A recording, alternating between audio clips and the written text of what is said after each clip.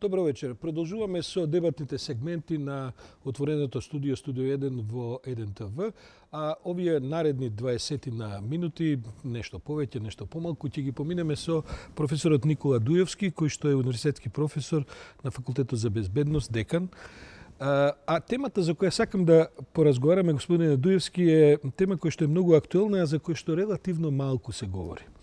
Имено, пред 10 дена во Македонија беше помошникот на генералниот секретар на НАТО за безбедност и разузнавање, господинот Фрајтек фон Лорингхофен, кој што одржав дека, би рекол, дискретни состаноци, не затоа што се тие тајна за јавноста, туку затоа што реално не може на нив да се присуствува што се разговара и така.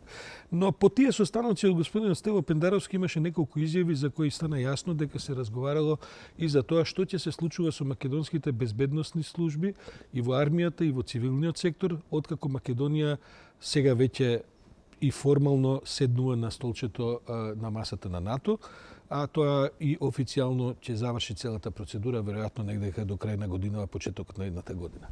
Познато е дека многу земји кои што кога влегува во структурите на НАТО, доживеа навистина големи кадровски потреси во овие сегменти на својата администрација, значи безбедносните служби, бидејќи повеќето од тие земји како и ние излеговме од еден друг систем, други земји беа и сосема на другата страна на воените сојузи и така натаму, така што ова што нас не очекува не е ништо ново, со една додавка што можеби бидејќи нашето се одложи прилично време, веројатно многу од одредени кадрови и луѓе и професионалци се веќе и пензионирани, па можеби и тоа ќе биде некоја околност. Сепак, што очекувате вие во оваа сфера, во која што ќе мораме и кадровски да се построиме според стандардите безбедносни разузнавачки на НАТО? Па во однос на другите делови од општеството, мислам дека во безбедносна разузнавачката заедница или во воениот дел или во полицискиот сме чекор понапред, затоа што овде реформите се спроведуваат повеќе од 2 децении, особено во делот на армијата, таму постојано се во чекор со тоа што уствари бара НАТО и мислам дека ваквите состаноци кои секогаш се од затворен тип, ние ги пречекавме подготвени или делумно подготвени, нема нешто што може да ни изненади затоа што врските сме ги превзеле многу од поодамна. И еден добар дел од тоа веќе Пендаровски после овие состаноци експлицитно изјави дури на неколку пати дека има луѓе во АРМ и во МВР кои не се за НАТО и за ЕУ. Има, се разбира дека има. Со тие не можеме преку ноќ да се справиме, затоа што тоа се луѓе кои што се на одговорни позиции. Меѓутоа, добро е што еден голем дел од луѓето кои што не беа подготвени да ги прифатат новите правила на игра на армијата која што се уште е на патот кон НАТО, веќе заминуваат. Или се при крајот на своите кариери и можат лесно и без некои поголеми потреси да бидат заменети со овој луѓе. Заминуваат во пензија, сакате. Се разбира, заминуваат во пензија, да. Предноста на овој долг пат кон НАТО за Република Македонија, меѓу другото е и во ова, ако воопшто можеме да говориме предност, затоа што другите земји во регионот, најголем дел од нив, пристапија во НАТО во 2004 година, кога 1,5 деценија после падот на комунизмот, Бугарија, Романија, Словенија, но и другите земји од опкружувањето требаше да се справат со можеби повеќе од половината од вработените во безбедносно-разузнавачката заедница. Кај нас не е така. Ако памтите, бугарскиот генералштаб во моментот на влегувањето во НАТО, половината од генералите начело со началникот на генералштабот не добија сертификати на НАТО за одредени информации од највисока важност и така натаму. Така што таму одеа во Словенија, мислам дека ако не се лажам, подсетете ме, кога Словенија влегуваше во НАТО, во еден ден ги пензионираа сите кои што се после одреден датум на раѓање и така. Токму така со соодветен број на години поминати во војската, односно во тие структури. И кај нас можеме да очекуваме некоја таква реформа, затоа што реформите започнаа од поодамна, еве и новите закони за управата за безбедност и контразнавање посебно, но и за другите органи во безбедносната, контразнавачката и разузнавачката област, можеби ќе следува некое такво пензионирање и кај нас. Затоа има уште малку време, ќе се направат дополнителни проценки. Ова е работа која што ние не мора да ја брзаме, затоа што долги години сме на тој пат и јас би рекол дека најголем дел од овие стандарди веќе сме ги имплементирале, што и да се случува, нема да биде со такво значење и нема да биде со таква силина за да има некое значајно поместување во таа сфера. Новите закони кои што се во подготовка, кои што треба да регулираат работењето и на овие служби, се разбира дека остануваат дилемите и дебатата која се води дали ќе дојде до спојување на Агенцијата за разузнавање со Дирекцијата за контраразузнавање и така натаму, или под кого ќе бидат, под чија капа и така натаму, предвидуваат еден процес кој се вика ветинг. Тоа значи едно, би рекол, поригорозно, веројатно, проверување на биографиите и околностите на секој од тие кои што таму ќе работи. Така, всушност, станува збор за два различни процеси. Прво, јасно е дека во овој првичен период нема да дојде до спојување помеѓу Управата за безбедност и контраразузнавање и Агенцијата за разузнавање. Тоа што е дефинитивно е дека Управата излегува од Министерството за внатрешни работи и ќе оди како орган во владата. Меѓутоа, барем во сегашните законски решенија, односно предлог на тие решенија, не постои можност за спојување со Агенцијата за разузнавање. Кога ќе помине одреден временски период и ќе се согледаат искуствата, дали е подобро тие да бидат заедно или не, ќе се носат нови решенија. Меѓутоа, јас би рекол дека за период од една деценија овие две агенции ќе работат паралелно. Такво искуството во еден добар дел од земјите во регионот. Јас не мислев на спојување неопходно дека организацијски ќе се спојат, но секако ќе се размислува за подигнување на нивото на координацијата на нивната. Се разбира, за тоа ќе имаме и нов орган кој што ќе има за цел да ги координира активностите на сите служби и на УБК и на Агенцијата за разузнавање и на военото разузнавање, на сите впрочем кои што се занимаваат во општеството со тоа. Вториот дел, ветингот кој што се најавува дека ќе започне во Министерството за внатрешни работи и веќе е во една напредна фаза, таму се јасни контурите на тоа што се сака, ќе има вклучени од Министерството за внатрешни работи, меѓутоа и надворешна група на експерти. Ветингот ќе подразбере трипартитни проверки. Проверки на персоналното досие на секој од вработените, проверки на неговата имотна состојба и легислативните проверки. Тоа значи дека дали и на кој начин влегол во Министерството за внатрешни работи, дали неговата диплома е соодветна со работното место кое што го извршува. Имотната состојба се разбира, се заклучи дека после одреден временски период поминат во Министерството за внатрешни работи, имотната состојба на вработените или на нивните блиски, брачните, другари, деца и така натаму несразмерно се разликува и затоа тоа е особен предизвик за полицијата и се разбира од тука треба да тргне. Јас мислам дека тој процес ќе оди и кон другите, не само безбедносни, туку воопшто органи, судството, јавното обвинителство и така натаму. Безбедносните сертификати на НАТО, дали поседуваат повисоки стандарди на проверка отколку овие нашиве? Во внатрешните акти ќе биде предвидено што ќе подразбира проверката за да можат особено припадниците на армијата да ги добијат безбедносните сертификати на НАТО. Мислам дека тоа што е сега кај нас регулатива е сосема соодветно за тоа што се потреби на НАТО. Кога разговараме за безбедносен систем, НАТО е воена организација и се разбира дека во прв ред разговараме за армиските структури и така натаму. Меѓутоа, безбедносните системи се целокупни, тие се холистички системи, каде што не можете вие да имате сега некакви пониски стандарди во цивилната безбедност, а во војската да очекувате дека таму ќе се штитат и така. Особено во мали држави, а и во сите држави впрочем, каде што тој систем мора да синхронизирано да работи. Во тој така систем има... Затоа и настојувам дека тој НАТО безбедносен критериум ќе се прелее практично и во цивилниот дел. Се разбира и сега во Министерството за внатрешни работи, во Дирекцијата за безбедност на класифицирани информации и во некои други безбедносни служби постојат такви органи кои што се занимаваат со класифицираните информации кои што се особено важни за НАТО.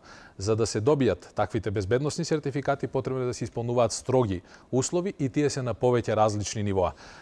Еден добар дел од припадниците на Министерството за внатрешни и денеска не можат да добијат безбедносни сертификати заради одредени прашања кои што си се строго предвидени и регулирани. Дали има потреба од пристап до таков акт, на кој начин ќе манипулира со истиот, кој го создава актот, кој има право да го менува, кој има право да го укине постоењето на таквиот акт и така натаму. Апсолутно сте во право, ова подеднакво ќе се однесува и на воениот дел и на цивилниот дел, затоа што НАТО покрај воен и политички сојуз и многу се обраќа внимание на сите регулативи кои што се однесуваат и на цивилниот дел.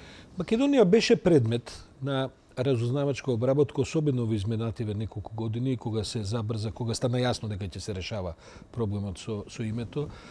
Ние експлицитно од другата страна гледаме дека Русија беше заинтересирана да тој процес да се запре.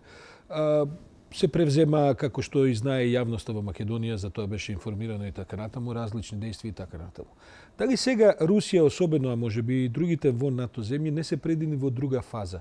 Дали тие не се занимаваат всушност со регрутација и правење на човечка инфраструктура во Македонија како иден член кој што ќе седи во сите командни структури, политички структури на НАТО и така натаму? Дали сега не сме во таа фаза која што практично е невидлива? Тоа е фаза на која што веројатно, барем во вашите терминологии се вика импутирање на кртови кои што ќе треба да се разбудат некогаш и така натаму. Да покажете способност за членство во НАТО не е само декларативен акт и за тоа е потребна многу повеќе од политичка волја. За тоа е потребно, ако сакате, и искуство и умешност. Факт е дека странските служби долго време се силно присутни во Република Македонија заради различни интереси. Овде не се само руската, српската и другите. Ние едно време се шегувавме дека нашата држава стана на некој начин швајцарско сирење. Овде се испреплетуваат интересите и на западниот и на источниот свет. Не би погрешиле ако кажеме дека тоа влијание е уште позасилено во овој период. Меѓутоа, исто така е важно да се спомене дека барем досега не успеа да ги пренасочат процесите, оние суштински процеси низ кои што Република Македонија оди. Успешно го затворивме прашањето со името. Денеска, впрочем, пред крајот на денот треба да биде ратификуван протоколот за членство во НАТО во парламентот во Атина и на тој начин пополека сите тие служби ќе бидат релаксирани затоа што едноставно Македонија го завршува тој процес. Инаку влијанието нивно ќе продолжи во иднина, затоа што ние сме систем кој доправа треба да се гради и да се прилагодува на функционирањето на системите во НАТО. Затоа имаме одлични примери. Во амбасадите на земјите од соседството, посебно во бугарската амбасада, имаат сериозни искуство за ваквите прашања што сега ги отвараме и очекувам дека во блиска иднина тие можат да ни помогнат како да ги заштитиме нашите стратешки интереси. Јас имам една теорија која што не е таа моја, но се обидувам да објаснам неколку години наназад дека, например, кумановските инциденти не се прелеа во некаков повисок облик на дестабилизација на државата, меѓу другото и затоа што сме обкружени со членки на НАТО. Членките на НАТО, ако ништо друго, имаат сега во една стара терминологија, министрите имаат црвени телефони со кои што можат да комуницираат. Сите безбедносни служби имаат исто така координација, информации и така. Предпоставувам дека во некои други времиња, кога се случуваше овој свеж, не говорам дури ни за кризата за 2001, овој свеж инцидент од пред неколку години во Куманово, предпоставувам дека ќе се дигне, како што Србија тоа го направи, ја дигна алармот на границите на повисоко ниво на својата армија. Предпоставувам дека и другиве држави тоа ќе го направи, а не го направија бидејќи тоа сепак еден систем кој што во таа смисла ве прашувам, членството на Македонија во НАТО во безбедност на оваа смисла, како ќе изгледа таа стабилизација? Што тоа за нас представува? Впрочем, со нашето членство во НАТО се заокружува пополека целиот регион. Останува можеби Косово како земја која што уште долги години ќе има Велат Косово не е членка на НАТО, еме во собственост на НАТО. Тоа дополнително ја олеснува нашата позиција, затоа што Србија во право сте во 2015 година кога беа тие настани третата армиска област, онаа позната трета армиска област, цела беше на нашата граница. Дури изјавите на политичките лидери тамо, на сегашниот председател кој во тоа време беше премиер, тогашниот министер за внатрешни работи, а сега министер за надворешни, беа многу карактеристични, а ете така, за Република Македонија. И да, добро е што на овој начин се заокружува процесот. Соработката е во суштината на НАТО интеграциите. Соработката помеѓу службите, размената на квалитетни и правовремени информации кои што ќе доведат до превенција на било какво прелевање на тоа што може да се случува утре помеѓу Косово и Србија.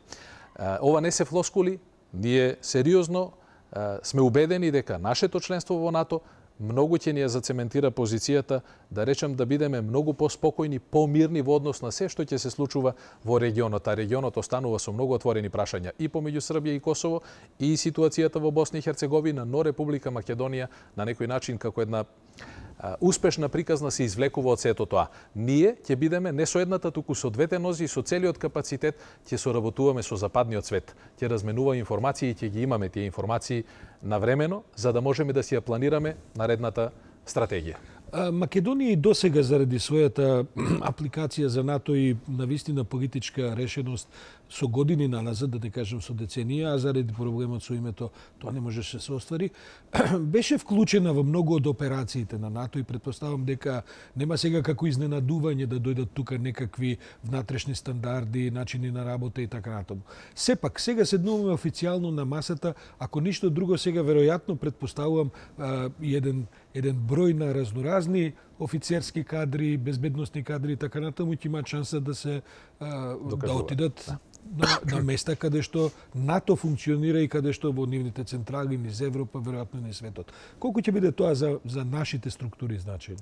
Ќе биде многу значајно, затоа што 3 децении потрошивме, една цела генерација старешини и припадници на армијата го посвети својот работен век за да ги имплементира таквите стандарди и не доживеа или еве сега на залезот на кариерата ќе ги користи бенефитите. Меѓутоа НАТО за нас би значело и една сосема нова политика и поглед на практикувањето на работењето во армијата, но и во другите, и во цивилните структури во безбедноста, затоа што еден голем број припадници на армијата ќе мора да заминат во Брисел, во другите земји членки на НАТО како офицери за врски и така натаму. Впрочем, еве веќе втор пат полковникот Јанковиќ, кој е словенец, е шеф на канцеларијата за врски на НАТО во Република Македонија, пред него исто беше словенецот Бартол, пред него беше од бугарската така соседите од Бугарија. И многу наши офицери би можеле да се надеваат на такви позиции. Тоа искуство, ако соодветно биде пренесено овдека, ќе можеме да кажеме дека армијата ни е на соодветно ниво и можеме да се гордееме со тоа што ќе бидат дел од западниот свет. Добро, таму нема само придобивки, таму има и обврски. Македонија во оваа смисла за која разговараме на една, да кажем, чувствителна зелена трансферзала на одредени, веројатно терористички и друг тип на загрози кои што се по основа на безбедноста и стабилноста на земјите, на регионот и така натаму. Македонија има една ситуација која што и самата заради својот мултиетнички карактер знае да има нестабилност од тој тип и така натаму. Што ќе бидат врските на Македонија освен овие бенефити кои што тој систем ќе ни ги обезбеди? Добар дел од тие обврски ние веќе сме ги превзеле со тоа што учествуваме во речиси сите мисии на НАТО ширум светот. Во Авганистан сме од првата ротација, во Унифил во Либан исто така сме многу одамна, додуша таму е повеќе со 1 или 2 офицери постојано, во Босна. Во тој дел на надворешен план ние си ги исполнуваме обврските и досега. Меѓутоа, во однос на тоа што нас не очекува овде, јас би рекол ние нема да добиеме некоја посебна заштита од НАТО, туку нашата армија за нијанса ќе ја подигнеме. Квалитетот на услугите што таа ќе ги нуди заради процедурите и регулативите на НАТО ќе бидат попрецизни и подобри за нас. Ќе можеме да се надеваме дека нашата армија, колку и да е мала, ќе може да ја релаксира состојбата и во државата. Иако денеска нели заштитата на границите е целосно под Министерството за внатрешни работи, сепак можеме да констатираме дека со тоа што сме членка на најголемиот воено-политички сојуз во светот, овој регион ќе добие доста. Во делот на финансиските обврски, и за тоа треба отворено да се разговара, за 2019 година во Министерството за одбрана се предвидени 1,19% од бруто домашниот производ. Тенденцијата е во наредните неколку години да расте, да се стигне до онаа потребен 2% од бруто домашниот производ, меѓутоа тоа и доколку не го оствариме во наредниве 2, 3 или 4 години, нема да биде голем проблем, затоа што оној процес, подзаборавен процес на вложување во армијата, па дури ако сакате во смисла на тоа што се нарекува секојдневие, униформи и се друго што подразбира униформата, во наредниот период ќе биде итекако подобрено. Разговарам деновиве со некои пријатели и познаници кои што доаѓаат од бизнис светот и велат, па вие не сте свесни колку конкурси и тендери сега нам ќе не бидат отворени за конкурирање во огромниот систем на НАТО. Ние веројатно не ќе можеме да правиме авиони, ама чаршафи, ама како да кажем лубеници, бидејќи јас памтам дека тука кога беа НАТО, лубениците од Шпанија се донесува. Американците вода носат сопствена во шишиња од Америка и така натаму. Сега велат тоа ќе биде шанса, а за македонската економија тоа навистина и некаков мал тендер е, сепак голем тендер. Така и не само тоа, туку и проектите кои што финансиски ги поддржува НАТО ќе значат многу, особено за администрацијата во нашата држава. Оние проекти за обука, проектите за напредување во кариера и така натаму ги има бројни. Речи си, сите кои што се занимаваме со образование сме посетувале барем по неколку од тие НАТО SPS програми кои што во наредниот период ќе бидат уште позасилени во Република Македонија. Досега сме биле можеби организатори на 1, 2, 3 такви настани годишно. Јас би рекол дека од наредната година нивниот број, ако ништо друго, ќе се мултиплицира. Сето тоа ќе значи за македонското стопанство. Ако сакате оваа стабилност, политичарите често знаат да ја поврзат и со одредени странски инвестиции. Јас би рекол да, тоа е реалност. Ако ги погледнеме примерите и во Албанија, и во Хрватска, и во другите земји, ова безбедно обкружување кое пополека нели се заокружува, ќе значи многу за квалитетните, странските, мултинационалните компании со многу силен капитал кои што можат да се вклучат во ова. Во однос на тендерите што ги споменавте, не мора ние да бидеме носители. Меѓутоа се разбира дека на тој воз нашите стопанственици ќе се вклучат многу поедноставно отколку досега. И сега знаеме дека најголем дел од работата ја завршуваме ние од помалите земји, парите одат кај големите, тоа ќе биде и во иднина, меѓутоа ќе имаме можност да се квалификуваме и да ги градиме нашите капацитети. Професоре Дујовски, сакам да завршиме со едно прашање кое што веќе помалку и го спомнавте, обуки, образование и така натаму. Го водите факултетот за безбедност. Во вашите програми какво влијание ќе има ова сега формално влегување на НАТО, на Македонија во НАТО? Кај нас се посветува значајно внимание на евроинтеграцијските процеси и на зачленувањето во НАТО, меѓутоа и на Европската унија, особено во делот на НАТО како воено и политички сојуз кој што е најзначаен во овој регион. Ние од поодамна во програмите сме ги поставиле структурите на тоа што Република Македонија треба да исполни за членството во НАТО. И во тој дел имаме солидни искуства, особено затоа што покрај тоа што нашите професори се долгогодишни практичари, сега се разбира професори, ние поканивме бројни амбасадори, воени представници од многу држави во Европа да го споделат нивното искуство со нас. Ова уште ќе биде уште поголем поттик. Токму во тој дел. Поддршката што НАТО ја дава на земјите членки за да ги градат своите капацитети, мораме да ја искористиме мудро. Македонија е мала земја, не смееме да дозволиме, како во делот на искористувањето на фондовите на Европската унија, да ги премолчиме или да ги преспиеме овие неколку години кои што ќе бидат многу значајни за нас. Само треба да кажеме дека НАТО има многу поригорозен процес на контролирање корупција. Се разбира, меѓутоа и процентот на успешност кај НАТО е многу повисок, затоа што процедурите се многу јасни. Во Европа, во Европската унија, во Европската комисија се некои малку поразлични Никола Дујовски, јас благодарам за гостувањето, се надам дека нешто и на нашите гледачи ќе им стане појасно, а вам ви препорачувам да останете со програмата ДНТВ. Пријатно.